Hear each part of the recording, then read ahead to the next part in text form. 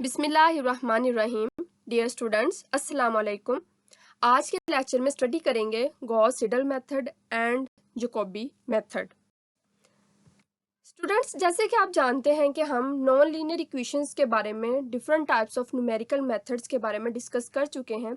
आज का lecture base करता है लीनियर इक्वेशंस के ऊपर और लीनियर इक्वेशंस को सॉल्व करने के लिए कितने टाइप के मेथड्स अवेलेबल हैं, हम उनके बारे में डिस्कस करने जा रहे हैं।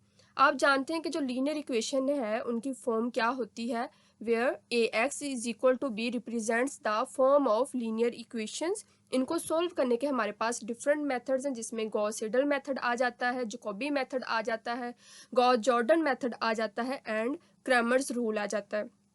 अब स्टूडेंट्स, इन मेथड्स की आगे फर्दर नेचर है कि ये किस तरह से बिहेव करते हैं या किस तरह से हम इनमें इनकी मदद से अननाउन जो होते हैं या अननाउन वेरिएबल्स उनको हम कैसे फाइंड आउट करते हैं। तो हमारे पास जो गॉस सीडल मेथड है और गॉस जैकोबी मेथड है, ये दोनों इनकी नेचर क्या है? इनकी नेचर हमारे पास आइटरेटिव मेथड कहलाता है।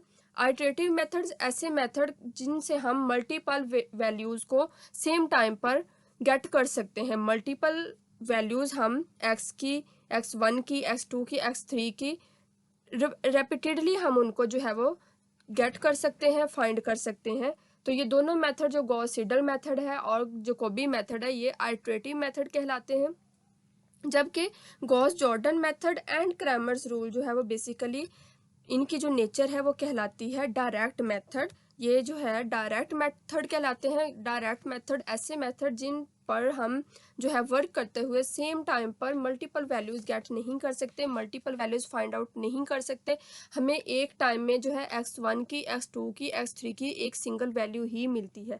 तो ऐसे मेथड हमारे पास डायरेक्ट मेथड कहलाते हैं। लेकिन ऐसे मेथड जिनसे हम सेम टाइम पर मल्टीपल वैल्यूज जो है फाइंड आउट कर सकते हैं, तो वो हमारे पास आइटरेटिव मेथड कहलाते हैं। आइटरेशन का मतलब है कि यके बाद दीगरे चेंज होना या पिछली वैल्यू से अगली वैल्यूज का फाइंड करना या एक ही वैल्यू का मल्टीपल टाइम जो है आपके सामने अपेयर होना, तो वो आपके पास कहलाते हैं आइटरेटिव मेथड। उसके बाद स्टूडेंट्स आ जाती है बात कि गॉस सीडल मेथड क्या होता है। तो गॉस सीडल मेथड को हम गॉस सीडल मेथड क्यों कहते हैं? ये जो है साइंटिस्ट के नेम से Carl Friedrich Gauss and Philipp Ludwig von Seidel की वजह से हम इसको गॉस सीडल मेथड कहते हैं। ये है क्या? बेसिकली ये हमारे पास जो है एन लीनियर इक्वेशंस को सॉल्व करने के लिए, यानी कि एन अननाउंस को फाइंड आउट करने के लिए एक टेक्निक है, एक मेथड है, जिसको मेथड ऑफ आइटरेशन भी कहते हैं। मतलब हमारे पास n लीनियर इक्वेशंस हैं और उन इक्वेशंस के अंदर n अननाउन वेरिएबल्स हैं, तो उनको फाइंड आउट करने के लिए जो मेथड हमारे पास है वो गॉस सीडल मेथड कहलाता है या मेथड ऑफ आइटरेशन कहलाता है। इसके अलावा स्टूडेंट्स, लीनियर अलजेब्रा के अंदर गॉस सीडल मेथड को जो है लैपमैन मेथड या मेथड ऑफ सक्सेसिव डिस्प्लेसमेंट भी कहते हैं। ऑल्सो ये यूज होता है लीनियर इक्वेशंस के सोल्यूशन के लिए और ये आइटरेटिव मेथड है। उसके अलावा स्टूडेंट्स, ये हमारे पास इम्प्रूव्ड फॉर्म भी कहलाता है जैकोबी मेथड की, यानी कि जैकोबी मेथड और गॉस सीडल मेथड जो है इनकी आपके पास आप देखेंगे आइटरेशन फार्मूलिज्म जो है वो सेम है, जस्ट माइनर सा उनके अंदर चेंज है। वो भी मैं आपको जो फार्मूला जो है उनसे इंट्रोड्यूस करवाऊंगी तो आपको क्लियर होगा कि ये किस तरह से माइनर चेंज के साथ जैकोबी मेथड और गॉस सीडल मेथड एक दूसरे से डिफ्रेंशिएट करते हैं। उसके बाद स्टूडेंट्स जो है इसका ये कैसे वर्क करता है? ये बेसिकली कन्वर्ज करता है faster as compared to Jacobi method, यानी इसका कन्वर्जेंस रेट जो है वो फास्टर है as compared to Jacobi method. इसके अलावा ये डायगोनली जो है डोमिनेंट होता है। ये दोनों ही मेथड जो है वो डायगोनली किसी भी मैटर्स के लिए जो है हम इनको इंट्रोड्यूस करवाते हैं, लेकिन इसका convergence rate as compared to Jacobi method fast होता है। उसके बाद स्टूडेंट्स बात करते हैं कि ये हमारे पास वर्क कैसे करता है, यानी कि गॉस सीडल मेथड किस तरह से वर्क करता है। तो इसका जो आइटरेशन ऑपरेशन है थोड़ा सा ही डिफर करता है जैकोबी मेथड से। तो वो जो डिफरेंस है जैकोबी मेथड और गॉस सीडल मेथड में मैं उससे आपको इंट्रोड्यूस करवाऊंगी।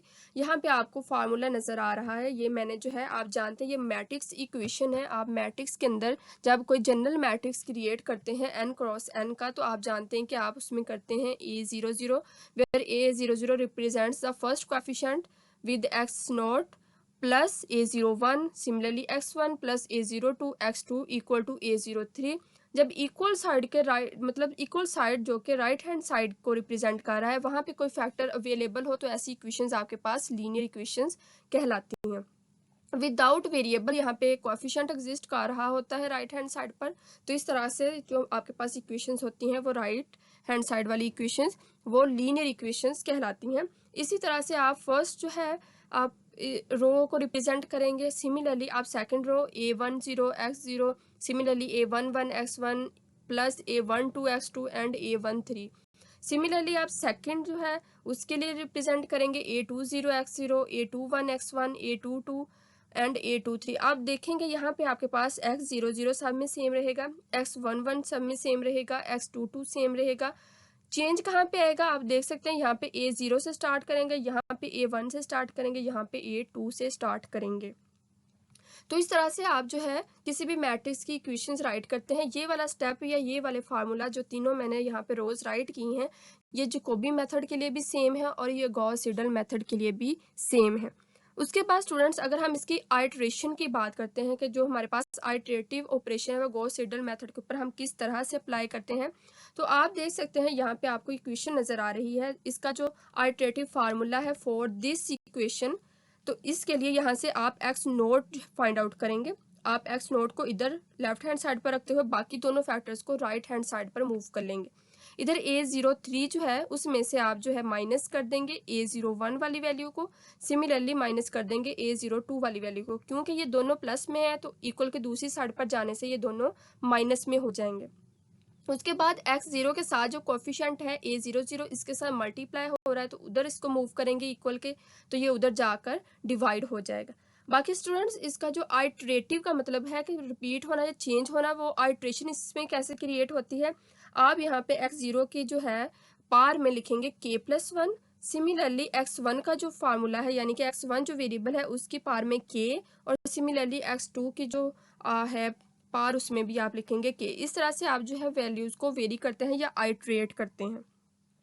सिमिलरली अगर मैं सेकंड इक्वेशन की बात करती हूँ तो यहाँ से हम x1 को गेट करेंगे, बाकी फैक्टर्स को इधर मूव करेंगे, तो आप देख सकते हैं a13 और बाकी ये वाले दोनों फैक्टर्स को सीक्वेंस वाइज जब राइट करेंगे तो ये वाला पहले आ जाएगा माइनस और ये वाला माइनस के साथ बाद में आ जाएगा। अब स्टूडेंट्स यहाँ पे चेंज क्या है जैकोबी मेथड और गॉस सीडल मेथड में कि यहाँ पे जो है आप सेकंड फैक्टर जो है उसमें k+1 करते हैं गॉस सीडल मेथड के लिए, लेकिन जैकोबी मेथड में यहाँ पे आप k ही रखेंगे। सिमिलरली आपका यहाँ पे भी जैकोबी मेथड में k रहेगा। अब जो बात याद रखने वाली वो यही है कि इसके जो आइट्रेशन फार्मूला है सेकंड रो के लिए उसमें सेकंड फैक्टर में आप k+1 लिखेंगे जैसे कि आप इधर लेफ्ट हैंड साइड पर लिखते हैं, बाकी आपके पास वैल्यूज सेम रहेंगी। सिमिलरली थर्ड अगर मैं रो की बात करती हूँ तो इधर से हम x2 की वैल्यू गेट करेंगे और बाकी जो है सिमिलरली आप फार्मूला क्रिएट करेंगे k+1 के साथ। इसका x2 का जो है कोफिशिएंट है a22 उधर जाकर डिवाइड हो जाएगा, ये दोनों वाले फैक्टर उधर जाकर माइनस हो जाएंगे। अब यहाँ पे भी जो चेंज आएगा वो सेकंड जो आपके पास कोएफिशिएंट है उसकी पार में भी k+1 आएगा और जो थर्ड वाला है उसमें भी आपके पास आइटरेटिव फार्मूला में k+1 आएगा। अगेन स्टूडेंट्स रिपीट कर रही हूँ, आप देख सकते हैं यहाँ पे फर्स्ट फार्मूला में दोनों वेरिएबल्स k के साथ आएंगे, सेकंड में आपके पास सिर्फ सेकंड वेरिएबल k+1 के साथ आएगा और जो थर्ड वन है उसमें आपके पास सेकंड वेरिएबल और थर्ड वेरिएबल दोनों ही k+1 के साथ आएंगे। अगेन जो चेंज है जो डिफरेंशिएशन है जैकोबी मेथड के साथ उसमें यहाँ पे हर वेरिएबल में k ही रहेगा, उसकी पार में कहीं पर भी k+1 नहीं आएगा। उसके बाद स्टूडेंट्स आपको समझाने के लिए मैंने एक जो है यहाँ पे प्रॉब्लम लिखा हुआ है एग्जाम्पल के तौर पर कि किस तरह से आप जो है गॉस सीडल मेथड से मल्टीपल अननोन जो है फाइंड आउट करते हैं, अननोन वेरिएबल्स फाइंड आउट करते हैं। आपको एग्जाम्पल नज़र आ रही है, 3 इक्वेशंस हैं जो कि लीनियर इक्वेशंस हैं, उनकी वैल्यूज़ हैं साथ में आप देख सकते हैं। तो इसका आइट्रेशन फार्मूला मैं कैसे क्रिएट करूंगी।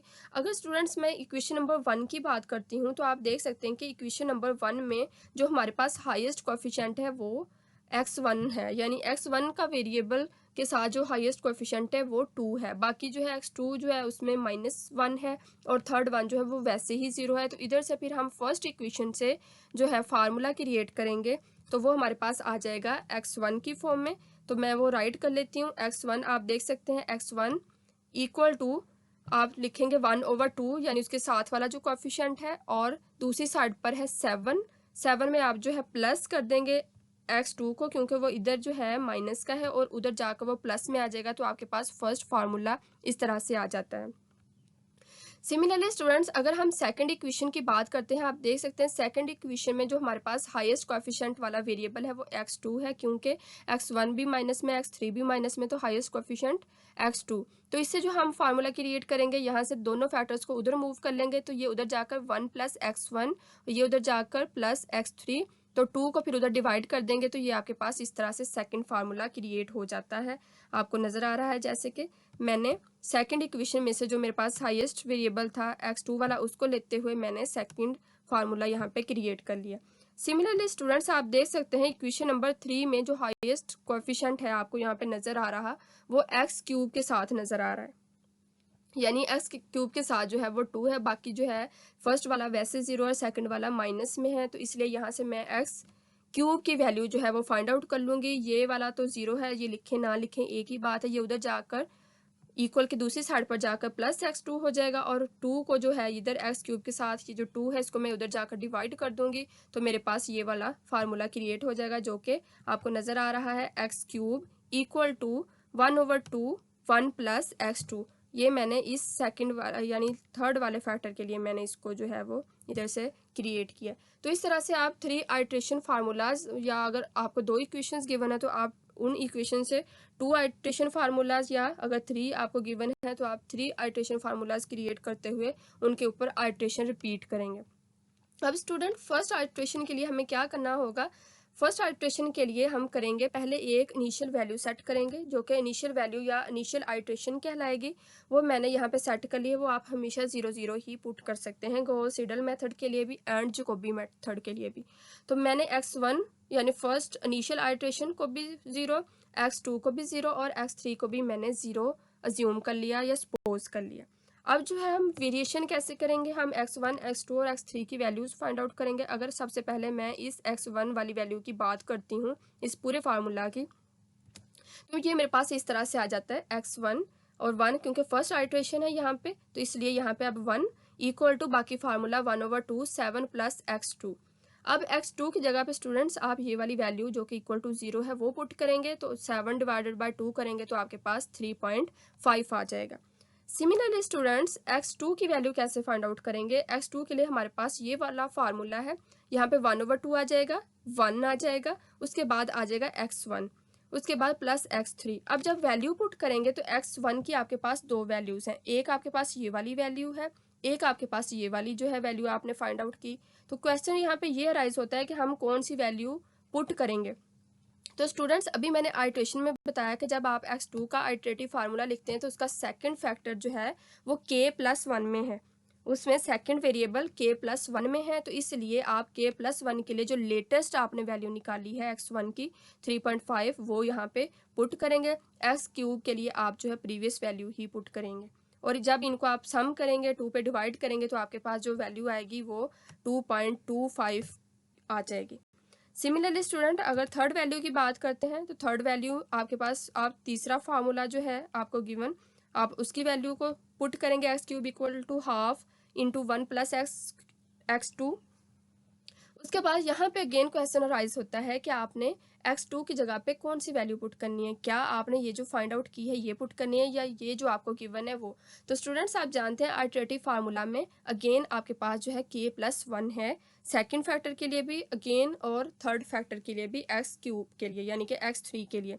तो यहाँ पे फिर आप अगेन k+1 है, तो यहाँ पे लेटेस्ट वैल्यू जो कि 2.25 है वो यूज़ करेंगे, और उसको 2 पे डिवाइड करते हुए आप जो वैल्यू निकाल लेंगे, और वो आपके पास x³ की वैल्यू कहलाएगी। इसी तरह से आप जो है इसी स्टेप को, इन्हीं स्टेप्स को मल्टीपल टाइम आप रिपीट करते हुए फर्दर आइट्रेशन फाइंड आउट कर सकते हैं। तो स्टूडेंट्स, इसी तरह से अगर मैं सेकंड आइट्रेशन की बात करती हूँ तो सेकंड आइट्रेशन के लिए मेरे पास जो है वैल्यूज़ कौन सी आ जाएंगी, आप देख सकते हैं यहाँ पे मेरे पास मैंने वैल्यू सेट कर ली है x1 के लिए जो अभी मैंने फाइंड आउट की, x2 के लिए जो मैंने फाइंड आउट की, और x3 के लिए वो मैंने वैल्यू जो अभी मैंने फाइंड आउट की हैं अब मैंने सेकंड आइट्रेशन के लिए उनको सेट कर लिया है। इसी तरह से अब इनको हम उन्हीं फार्मूलाज में x1 के लिए, सिमिलरली x2 के लिए और सिमिलरली x3 के लिए पुट करते जाएंगे और वैल्यूज़ निकालते जाएंगे। याद रहे स्टूडेंट्स, गॉस सीडल मेथड में हम जो है सेकंड के लिए जब यहाँ पे x1 की वैल्यू पुट करेंगे तो हम लेटेस्ट वैल्यू पुट करेंगे, क्योंकि सेकंड फैक्टर जो है उसमें मैंने बताया है k+1 है, x³ वाली वैल्यू प्रीवियस ही यूज़ होगी यहाँ से। सिमिलरली जब आप थर्ड वाला वेरिएबल फाइंड आउट करेंगे तो उसमें भी आपके पास फार्मूला में k+1 है, तो आप लेटेस्ट वैल्यू x2 की यूज़ करेंगे जो कि यहाँ पे 3.625 है, तो फिर उसको आप ऐड करते हुए 2 पे डिवाइड करते हुए न्यू वैल्यूज़ फाइंड आउट करेंगे। इसी तरह से आप थर्ड आइट्रेशन को फाइंड आउट कर लेंगे। थर्ड आइट्रेशन के लिए आप इन्हीं तीनों वैल्यूज़ यानी ये वाली वैल्यू, ये वाली वैल्यू एंड ये वाली वैल्यू इनको सेट करेंगे। कैसे करेंगे आप देख सकते हैं, आपको यहाँ पे नज़र आ रहा है कि इक्वेशन है, यहाँ पे मैंने x1, x2 और x3 की वैल्यू सेट कर ली है जो मैंने प्रीवियस आइट्रेशन से फाइंड आउट की। उसके बाद मैं इसको यूज़ करते हुए नेक्स्ट वाली वैल्यूज़ को x13, x23 और x33 के लिए फाइंड आउट कर लूँगी उन्हीं फार्मूलाज में वैल्यूज़ पुट करते हुए। स्टेप्स को आप रिपीट करते जाएंगे, नेक्स्ट आइट्रेशन को आप फाइंड आउट करते जाएंगे। उसके बाद स्टूडेंट्स अगर फोर्थ आइट्रेशन की बात करते हैं तो फोर्थ आइट्रेशन में भी मैं प्रीवियस आइट्रेशन की वैल्यू को सेट करते हुए ये प्रीवियस आइट्रेशन की वैल्यूज़ और उनसे मैं नेक्स्ट आइट्रेशन की वैल्यू फाइंड आउट कर लूँगी जो कि ये आपको इधर नज़र आ रही हैं। इसी तरह से फिफ्थ आइट्रेशन के लिए भी हम यही सेम स्टेप्स को फॉलो करेंगे। हम आइट्रेशन सेट कर लेंगे, आइट्रेशन ये वाली जो प्रीवियस आइट्रेशन है, उसके बाद नेक्स्ट फार्मूलाज को जो है यूज़ करते हुए नेक्स्ट आइट्रेशन के थ्रू हम जो नेक्स्ट अननोन की वैल्यू फाइंड आउट कर लेंगे। स्टूडेंट्स यहाँ पे जो बात याद रखने वाली है वो ये है कि आप अप टू 4 to 5 आइट्रेशन जो है वो सॉल्व कर सकते हैं, क्योंकि 4 से 5 आइट्रेशन के बाद आपके पास जो रिजल्ट आता है रूट्स का वो एक्यूरेट रिजल्ट कहलाता है। यानी यहाँ पे x1, x2 और x3 की जो वैल्यूज़ आई हैं ये आपके पास एक्यूरेट कहलाएंगी। तो इस तरह से आप 4 to 5 आइट्रेशन के लिए गॉस सीडल मेथड में भी एंड जैकोबी मेथड में भी जो है अननोन्स फाइंड आउट कर सकते हैं। नेक्स्ट स्टूडेंट्स आपकी प्रैक्टिस के लिए आपको कुछ क्वेश्चंस दिए जा रहे हैं, आपने इनको सॉल्व करना है। आप इनको बाय यूजिंग जैकोबी मेथड भी सॉल्व कर सकते हैं, आप इनको जो है by using Gauss Seidel method भी इनकी प्रैक्टिस कर सकते हैं। 3 क्वेश्चंस हैं यहाँ पे, आपने इनको सॉल्व करना है according to your own choice. उसके बाद स्टूडेंट्स आ जाता है हमारे पास कि जैकोबी मेथड क्या होता है। जैकोबी मेथड सिमिलरली इसको क्यों जैकोबी मेथड कहते हैं, ये हमारे पास साइंटिस्ट के नेम की वजह से कार्ल गुस्ताव जैकब जैकोबी की वजह से इसको जैकोबी मेथड कहते हैं। ये जो है ये भी हमारे पास एक मैट्रिक्स की फॉर्म में होता है और इसमें कोई भी जो है along main diagonal zeros allowed नहीं होते। इसमें 2 अजम्पशंस की जाती हैं। जो अजम्पशंस हैं वो नंबर 1 अजम्पशन वही जैसे कि मैंने प्रीवियसली अभी आपको एक फार्मूले से इंट्रोड्यूस करवाया है, वही आप जो है डिटर्मिनेंट की इक्वेशन यूज़ करते हैं, इक्वेशन 1, 2, 3। और उसके बाद जो दूसरी अजम्पशन है वो ये है कि इसमें अलोंग मेन डायगोनल कोई भी इस मैट्रिक्स ए के लिए, यानी कि फॉर एग्जांपल ये मैट्रिक्स ए के इक्वेशंस हैं, मेंबर्स हैं, तो इसमें कोई भी आपके पास अलोंग मेन डायगोनल जीरोज नहीं होगा। मेन डायगोनल आपको नज़र आ रहा है जो कि A00 की फॉर्म में होता है, साथ में A11, A22, A33, A44 and equal to आप इसको मतलब सो ऑन करते हुए आप इसको इक्वल टू ANN कहते हैं, जैसे कि मैंने यहाँ पे राइट किया हुआ है कि A00, A11, A22 up to ANN। तो ये आपके पास मेन डायगोनल कहलाता है, जैसे कि फॉर एग्जांपल ये वाला। तो इस अलोंग मेन डायगोनल आपके पास कोई भी ज़ीरो नहीं होना चाहिए। ये 2 अजम्पशंस हैं जो कि जैकोबी मेथड के लिए क्रिएट की जाती हैं। इसके बाद इसका main idea students, main idea में वही हमारे पास फार्मूला आ जाते हैं। कैसे, जैसे कि मैंने अभी बताया आपको कि सिर्फ जो है इनमें चेंज क्या है कि यहाँ पे आपके पास के, सिमिलरली यहाँ पे भी आपके पास के, सिमिलरली थर्ड वैल्यू में जो है सेकंड इक्वेशन की सेकंड वैल्यू में, सेकंड इक्वेशन की थर्ड वैल्यू में, थर्ड इक्वेशन की सेकंड वैल्यू में और थर्ड इक्वेशन की थर्ड वैल्यू में आपके पास कोई भी k+1 नहीं आएगा, आप इसको के ही रखेंगे। तो इस तरह से ये जो है आपके पास मेन डिफरेंस कहलाता है या मेन जो है चेंज कहलाता है as compared to Gauss Seidel method. या जैकोबी मेथड में आपके पास सिर्फ के आते हैं, जबकि गॉस सीडल मेथड में आपके पास इक्वेशंस में k+1 का चेंज आ जाता है। तो अब इन फार्मूला के थ्रू आप इसमें जैकोबी मेथड में जो है अननाउंस फाइंड आउट करते हैं। कैसे अननोन्स फाइंड आउट करेंगे स्टूडेंट्स? अननोन्स फाइंड आउट करने के लिए सेम मैंने वही इक्वेशन जो मैंने अभी पहले सॉल्व की है उसी को ही रिपीट कर लिया है, उन्हीं वैल्यूज़ को। तो वह बाकी स्टेप्स सेम ही रहेंगे, आइट्रेशन फार्मूला सेम रहेंगे, जैसे कि आपको नज़र आ रहा है x1 का फार्मूला है, सिमिलरली x2 का फार्मूला है, सिमिलरली x3 का फार्मूला है, यहाँ तक स्टेप्स सेम रहेंगे। उसके बाद फर्स्ट आइट्रेशन की बात करते हैं, तो आइट्रेशन भी आप वही मैंने कहा था कि आप दोनों मेथड के लिए सेम सेट कर सकते हैं, इनिशियल आइट्रेशन जो कि 0 0। उसके बाद जो है आप x1 की वैल्यू फाइंड आउट करेंगे, तो आप x2 की जगह पे यहाँ पे वैल्यू 0 पुट करते हुए, ये वाली वैल्यू 0 पुट करते हुए आप इसको सोल्व करेंगे, 3.5 आ जाएगा। उसके बाद x2 की वैल्यू के लिए आप x1, अब यहाँ पे स्टूडेंट्स आपने देखना है कि आपके पास x1 की दो वैल्यू हैं, एक ये वाली वैल्यू और एक आपके पास ये वाली वैल्यू जो कि 0 है। तो अब जो है चेंज इसमें जैकोबी मेथड में यही है कि आपने सारी जो वैल्यूज़ हैं वो प्रीवियस आइट्रेशन की यूज़ करनी है, कोई भी लेटेस्ट यूज़ नहीं करनी। तो इसलिए यहाँ पे आप देख सकते हैं कि मैंने यहाँ पे 0 ही पुट किया है, मैंने इधर आप देख सकते हैं, सॉरी, मैंने 0 ही पुट किया है, मैंने इसके लिए माइनस नहीं पुट किया। जो लेटेस्ट वैल्यू है यानी कि 3.5 वो मैंने पुट नहीं की।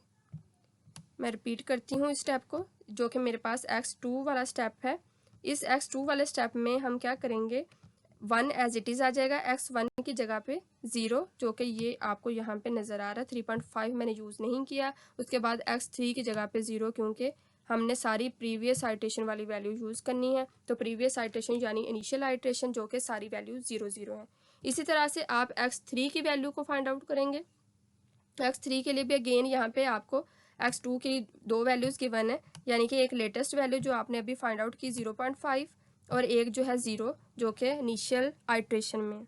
तो आप प्रीवियस ही यूज़ करेंगे, जैकोबी मेथड का यही डिफरेंस है, यहाँ पे आप 0 ही यूज़ करेंगे, जो कि आपको इधर नज़र आ रहा है। तो इस तरह से आप इसको फिर सिंप्लीफाई करेंगे, तो आपके पास इसकी वैल्यू जो आएगी x3 की वो भी 0.5 आ रही है। तो आप नेक्स्ट आइट्रेशन जो कि सेकंड आइट्रेशन होगी उसके लिए आप जो वैल्यू रखेंगे वो 3.5 रखेंगे। इसी तरह से आप जो है 0.5 रखेंगे और 0.5, यानी कि x1, x2 और x3 फॉर सेकंड आइट्रेशन। तो सेकंड आइट्रेशन स्टूडेंट्स आपको नज़र आ रही है। सेकंड आइट्रेशन के लिए हम क्या करेंगे, वही वैल्यूज़ जो मैंने प्रीवियसली फाइंड आउट की उनको सेट कर लेंगे और अगले फार्मूलाज में उन वैल्यूज़ को पुट करते हुए जो है वैल्यूज़ फाइंड आउट कर लेंगे। इसी तरह से थर्ड आइट्रेशन में भी आप वही स्टेप्स जो हैं रिपीट करेंगे, यानी कि आपने जो यहाँ पे वैल्यूज़ फाइंड आउट की हैं, ये तीनों वैल्यूज़, इनको अब आप आइट्रेशन बनाएंगे नेक्स्ट फाइंड आउट करने के लिए, यानी कि ये वाली तीनों वैल्यूज़, इनको आप जो है यहाँ पे इस तरह से इधर ये आइट्रेशन बना लेंगे तीनों की, पूरी इक्वेशन में ये देख सकते हैं आप। तो इस तरह से आप जो है नेक्स्ट वैल्यूज़ फाइंड आउट करेंगे। इनकी मदद से जो नेक्स्ट वैल्यू आई है वो मेरे पास 4.75 आ रही है, मेरे पास 2.75 आ रही है, मेरे पास 1.75 आ रही है। तो मैंने ये 3 आइट्रेशन तक किया, आप 4 to 5 आइट्रेशन तक इसको सॉल्व कर सकते हैं। इसके अलावा स्टूडेंट्स अगर आपको कहीं से समझ नहीं आई है तो आप मेरे से ज़रूर डिस्कस कीजिएगा। कहीं से भी आपको प्रॉब्लम हो, कहीं से समझ नहीं आई हो तो आप मेरे से ज़रूर पूछ लीजिएगा। इसके अलावा स्टूडेंट्स मेरे चैनल को सब्सक्राइब करना मत भूलें, मेरी वीडियोस को लाइक करना मत भूलें, कमेंट करना मत भूलें, क्योंकि आपके लाइक्स और आपके जो कमेंट्स हैं ना, उनसे हमारी हौसला अफजाई होती है। जो हम इतनी मेहनत करते हैं आपके लिए, तो वो उससे हमें अच्छा लगता है कि आप लोग देख रहे हैं, रिस्पॉन्स कर रहे हैं। थैंक यू एंड अल्लाह हाफिज़।